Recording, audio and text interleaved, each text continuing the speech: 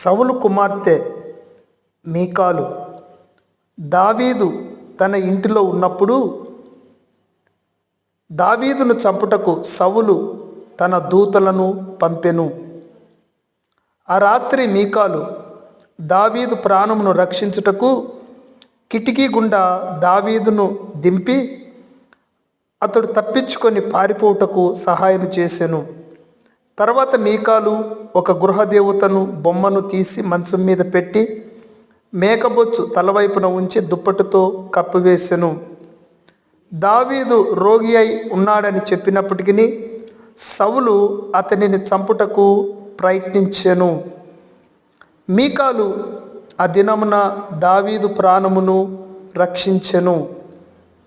మీకాలు దావీదు జీవితము నుండి దూరమైపోతుంది. మీకాలు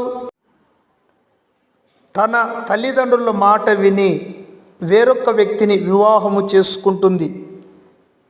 మీకాలు దావీదు ప్రేమకు, తన భర్తకు, కుటుంబానికి దూరం అవుతుంది.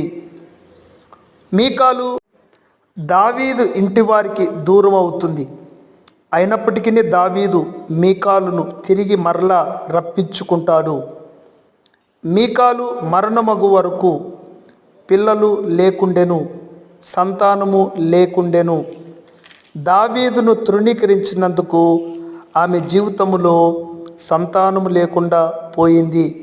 మీకాలు అంటే దావీదుకి ఇష్టమైనది.